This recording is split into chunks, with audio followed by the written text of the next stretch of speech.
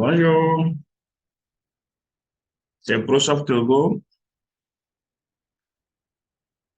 et nous allons vous présenter le logiciel qui s'appelle ProComptable pour gérer la comptabilité. Nous avons deux versions de comptabilité, la version impair et puis l'autre version qui est liée à la gestion commerciale.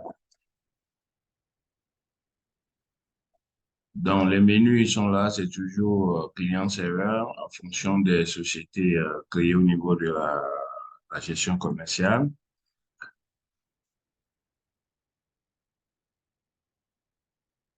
Nous avons par exemple, le plan comptable.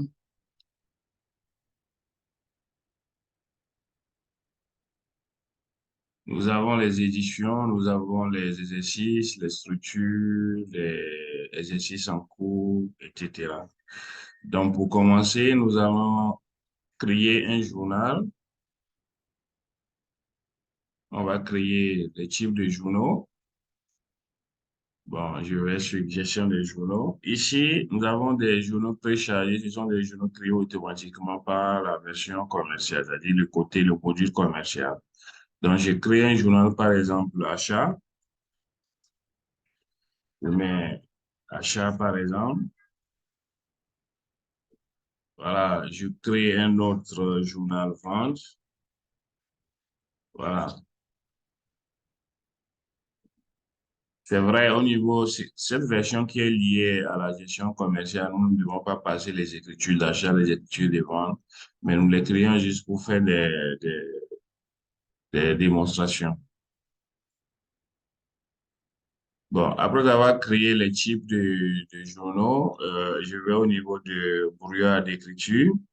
Au niveau de brouillard d'écriture ici, je vais par exemple créer les différents classeurs. Donc, je vais créer les classeurs sur achat. Donc, je peux créer pour le mois de janvier. Voilà. Je peux créer toujours pour achat, je peux créer pour le mois de février. Comme je peux décider de créer le journal pour les classeurs, pour tous les journaux avec tous les mois. Donc, je prends par exemple mars, c'est que ça. Donc, je prends pour la vente, je prends le mois de janvier.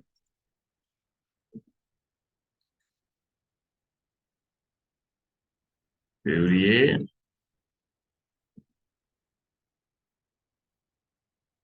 voilà, je crée le journal pour le mois de mars. Donc ici, dans ce brouillard, qu'est-ce qu'on a? On a les différents classeurs qui sont créés et qui sont là.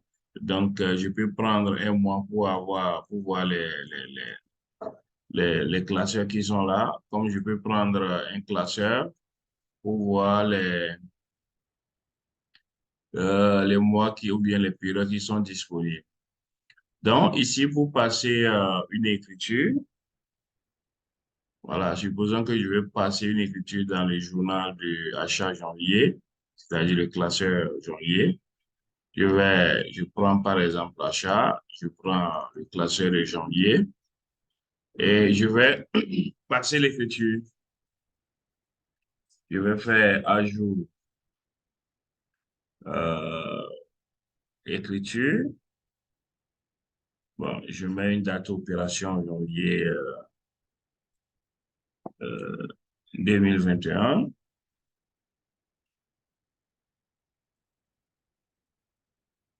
Je prends par exemple le compte 600, achat-import.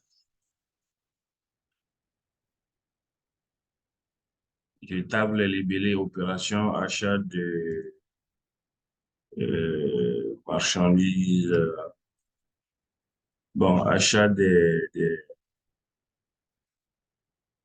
marchandises, par exemple, sans préciser. C'est avec 200 000. Je continue l'écriture. S'il y a un numéro d'imputation, je mets le numéro d'imputation.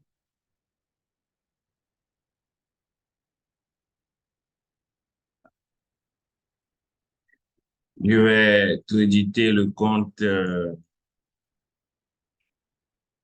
fournisseur. Peut-être c'est le fournisseur qui est là et je contrepartie, je balance par le montant. Donc, par exemple, numéro de pièce, j'avais mis autre chose. Peut-être que c'est le 30001. Voilà, le 30001. Donc, j'ajoute, là, dit écriture non équilibrée, parce qu'en haut, j'avais mis 20 000. C'est plutôt 200 000. Et j'ajoute l'écriture. Voilà, je viens de passer une écriture d'achat. Je peux mettez la date d'opération, c'est 07 janvier. Sur les 07 janvier, 07 janvier 2021. Je prends le fournisseur.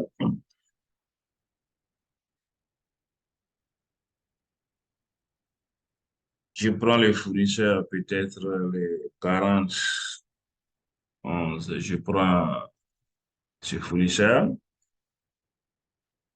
Je mets achat de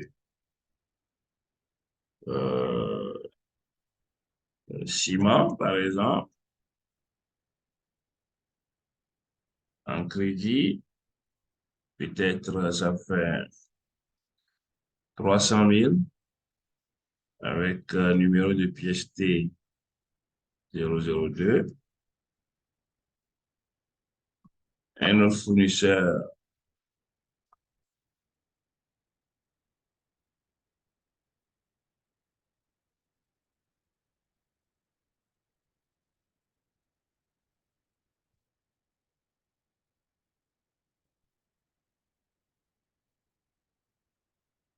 euh, 120 000.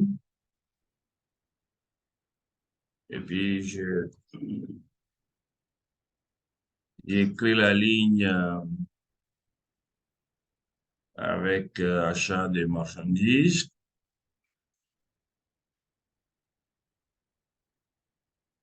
Donc, je vais seulement équilibrer. Et puis, j'ajoute. Donc, bref, pour passer les écritures dans cette comptabilité, c'est simplifié. Vous avez des colonnes débit, vous avez les colonnes crédit. Et ici, en fonction du classeur, on est guidé par la date.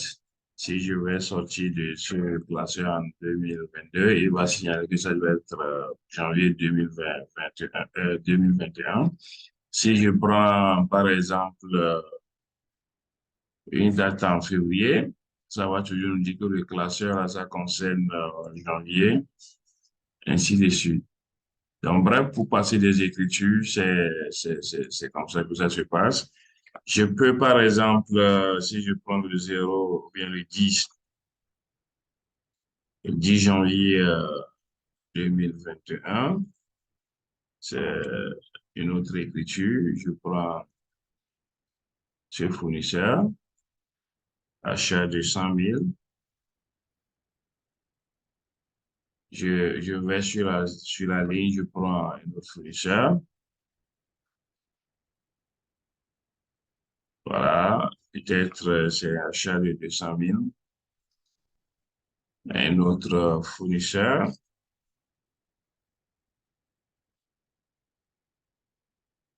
c'est ça, c'est de 500 000. Maintenant, j'équilibre avec cette écriture. Donc ici, je peux cliquer sur le bouton équilibrer, ça va envoyer le montant. Je peux aussi insérer une ligne là où je veux et puis je prends un autre fournisseur.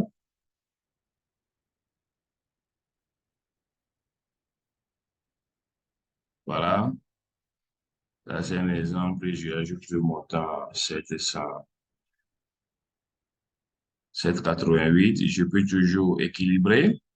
Je peux supprimer une ligne Voilà, comme je peux descendre une ligne, je peux monter, je peux envoyer au premier, ainsi de suite. Je peux, là, avec la croix, là, je peux tout vider. Donc, une fois que l'écriture est équilibrée, bon, allez, je vais équilibrer, je peux ajouter l'écriture. Bref, dans cette version, pour passer écriture comptable, c'est très schématique. Vous avez les colonnes débit, les colonnes crédit. S'il y a des numéros de pièces, vous ajoutez, etc. Rappelons que tout ce qui est écriture liée à la vente, au règlement des factures, aux achats fournisseurs, toutes ces écritures sont générées de manière automatique normalement. Nous faisons ceci, c'est juste pour faire une présentation. Bon, supposons que quand je reviens sur mon brouillon, on va voir que les achats janvier, quand je prends les journaux achat, je prends achat janvier, il y a des écritures dedans, je peux réouvrir et ajouter d'autres écritures. Donc, si je prends par exemple la vente et je prends la vente peut-être février, je vais passer mon écriture. Février, je prends un client par exemple. Voilà, vente article. On va débiter le client, peut-être de 200.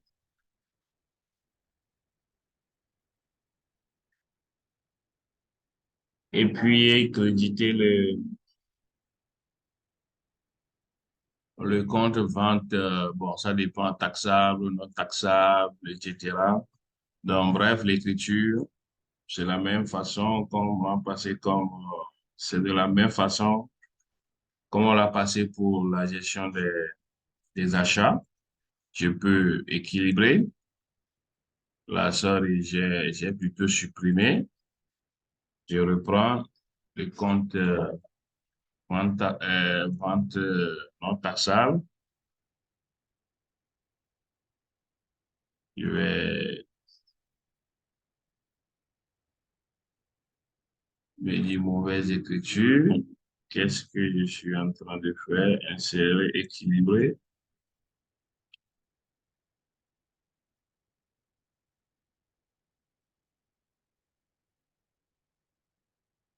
Bon, je mets les 200 000. Voilà. Et puis, je dis,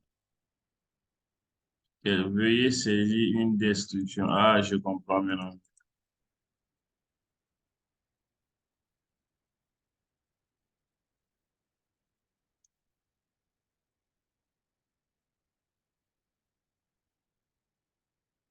Excellent. Donc, j'ajoute l'écriture. Voilà, je reprends un autre exercice de manière beaucoup plus posée.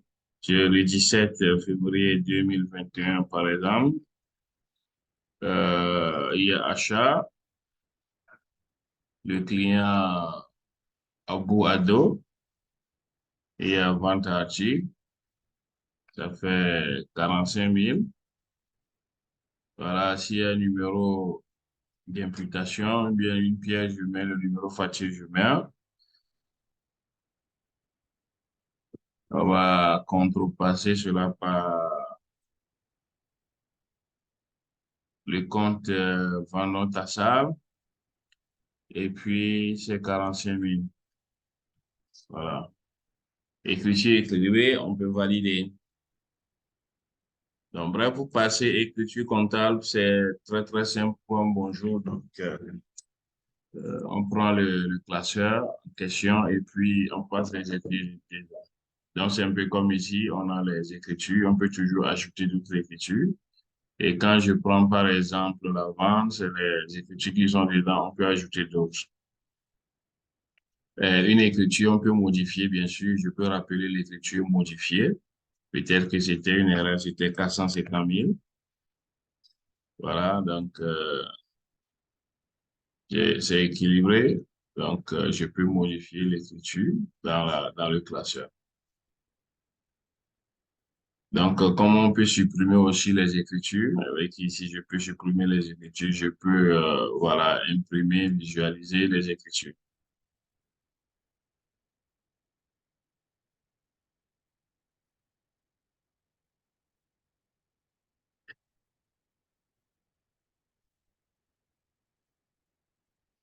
Nous allons voir les mouvements de compte. Nous sommes ici, on va voir les mouvements de compte. Il y a beaucoup de mouvements de compte ici qui sont venus de la gestion commerciale. Toutes ces écritures, ce sont des écritures de la gestion commerciale. Bon, c'est ça que j'ai passé tout à l'heure. Donc, on peut les regarder. Et ça, c'est l'écriture. On va dire ça appartient à quel journal. Nous avons ici beaucoup de journaux, c'est-à-dire beaucoup de classeurs, les classeurs de la gestion commerciale, les classeurs personnels, c'est-à-dire créés manuellement.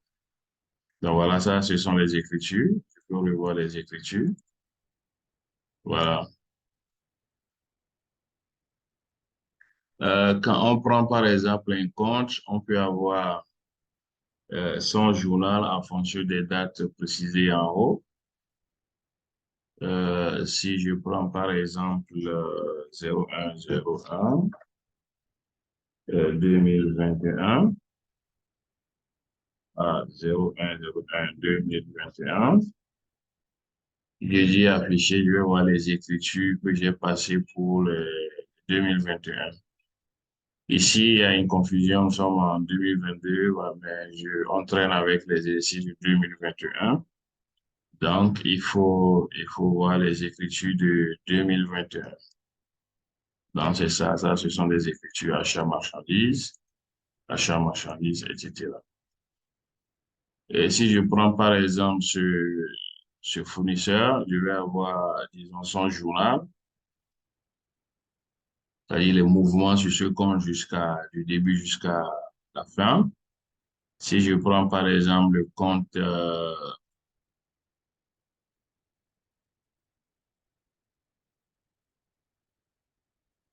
vente taxable, voilà, ça c'est les ventes taxables, ça c'est les écritures qui sont venues de la gestion commerciale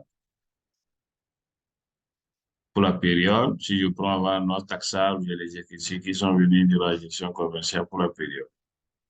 Donc ça c'est le mouvement de compte. Nous avons grand livre détail. Grand livre détail, ça veut dire qu'on peut voir tout ce qui est écriture. On peut, par exemple, interroger les comptes commençant par ça et terminer par, disons, tous les comptes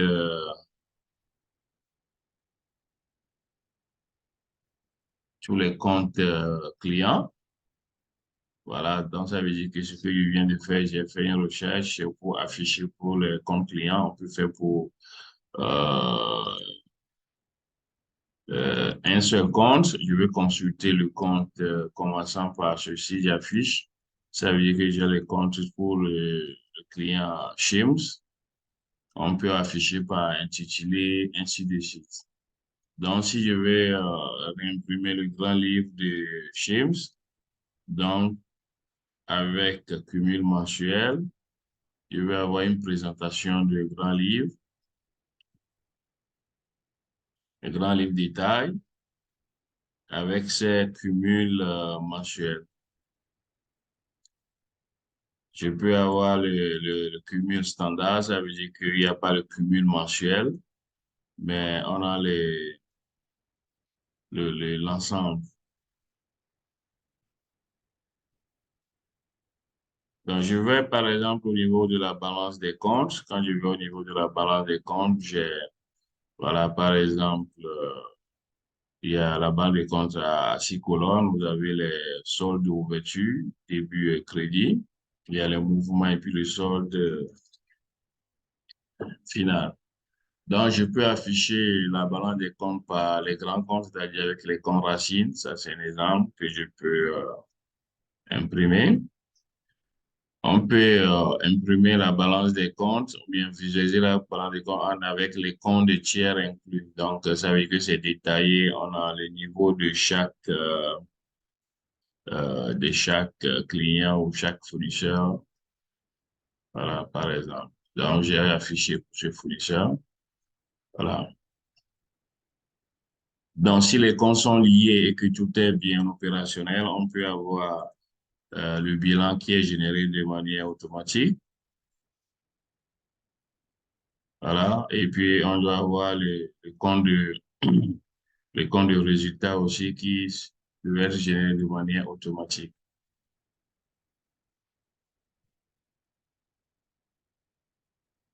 Voilà. Maintenant, revenons sur le plan comptable. Le plan comptable, par défaut, il y a certains comptes qui viennent de manière automatique de la gestion commerciale. Quand on crée un client au niveau de la gestion commerciale, il s'affiche chez nous, un fournisseur pareil. Pareil pour les banques. Mais pour créer un compte, nous avons, par exemple, créé un compte général. Et ici, je saisis le numéro de compte, par exemple, un compte commençant par 5. Donc, quand je commence par saisir le chiffre, il va me donner les comptes exemples qui hésitent. Je prends par exemple un chèque de voyage. Je peux m'inspirer de ça pour créer mon compte. Ou bien je peux faire les ramifications que je veux. Et ici, j'ai paramétré pour que les comptes s'affichent sur 9 caractères. C'est pour ça, donc, quand je m'arrête ici, je sors de ce champ, il va compléter pour faire les 9 caractères. Voilà, ça c'est comme ça qu'on va créer un compte. Ça, c'est un exemple de création de compte. Un compte, on peut changer l'écriture. Pas changer l'écriture, mais on peut modifier un compte, même si on a passé des écritures avec ce compte. J'ai par exemple ce client, je vais rechercher par exemple James. Dans les comptes, c'est 16. Si le compte l'a changé, on veut changer le compte. Donc, il suffit seulement de modifier, hein, changer le compte. On va mettre le nouveau On va mettre le nouveau compte ici. Et puis, quand on va valider, il va parcourir tous les mouvements, il va parcourir toute la base de données pour changer le numéro de compte. On peut changer le numéro de compte racine aussi. C'est quoi un compte racine? Par exemple, tous les clients qui sont ici, voilà, ils ont leur compte racine terminé par 000 client. Donc, c'est ça qui permet d'avoir les rapports au niveau de la balance ici. Les rapports cumulés sur le compte, on a tous les fournisseurs regroupés et tous les clients regroupés. Bon, on peut passer écriture comptable sur un journal déjà clôturé. Par exemple, je vais sélectionner le journal achat. On peut toujours continuer par ajouter des écritures dessus.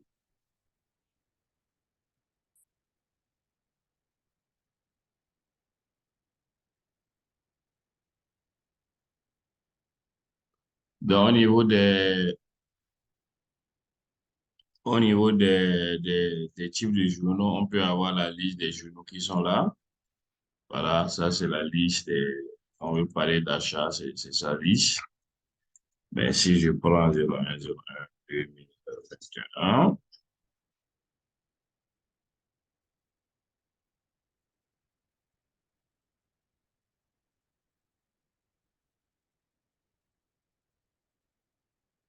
on peut visualiser une écriture, on peut exporter les écritures les écritures de ce module vers un autre module.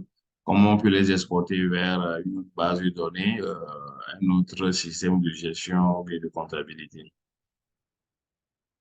Bon, ici, c'est l'édition des états financiers, c'est ça les rapports qu'on a présentés tout à l'heure. Et quand on se connecte à cet exercice, disons à ce module, euh, il, il va poser la question il va poser la question pour demander à quel exercice on veut se connecter, à quelle société également. Donc, je reprends par exemple ça, c'est vous prenez ça, c'est la gestion de plusieurs sociétés. Et quand vous vous connectez maintenant, il va poser la question si vous voulez vous connecter à quel exercice. Ici, dans notre exemple, on a que 20, 21, c'est l'exercice. Sinon, on va avoir l'exercice 20, 21 et puis l'exercice 20, 22. Donc, on se connecte à l'exercice, on travaille dedans et puis à tout moment, on peut changer d'exercice. Je peux sélectionner un autre exercice, je peux quitter l'exercice 2021, aller dans un autre exercice et passer des écritures. Et au niveau des rapports, je peux voir les archives, les mouvements, je peux voir l'exercice 2020, si ça existe. Voilà, je peux voir l'exercice 2021, si ça existe, ainsi de suite.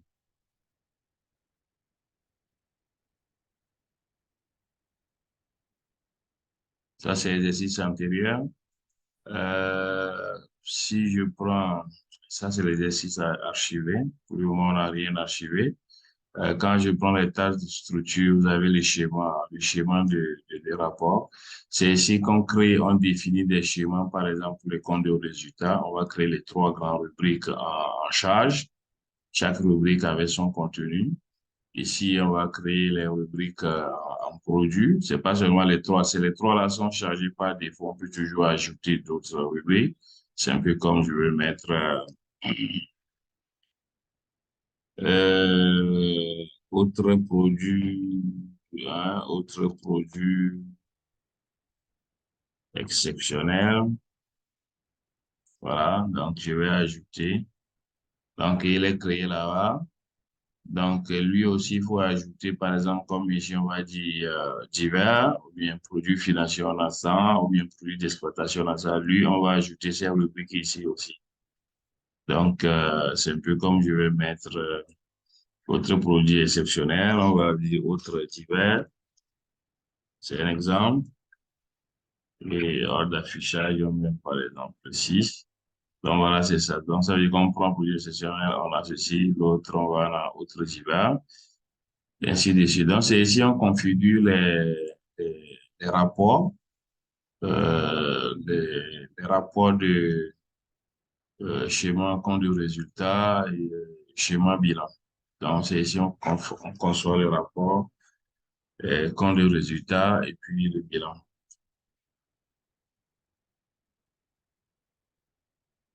Voilà, il y a aussi les classes de compte de report à nouveau qui sont configurées dans cette table. Donc, naturellement, il y a la gestion des utilisateurs, on peut changer les options de paramétrage, etc. C'est ici aussi qu'on configure, par exemple, les comptes utilisés par la gestion commerciale. Donc, ce module que nous avons présenté, c'est un module qui est greffé sur la gestion commerciale de ProSoft. Il est très facile à exploiter. Dans une autre vidéo, il y a la version expert, la comptabilité expert qui est destinée aux cabinets, aux sociétés qui n'utilisent pas la gestion commerciale, mais qui utilisent indépendamment la gestion et la comptabilité pour tenir les écritures de leur société. Voilà. Merci. Nous voici à la fin de la présentation de ce module. Euh, à très bientôt.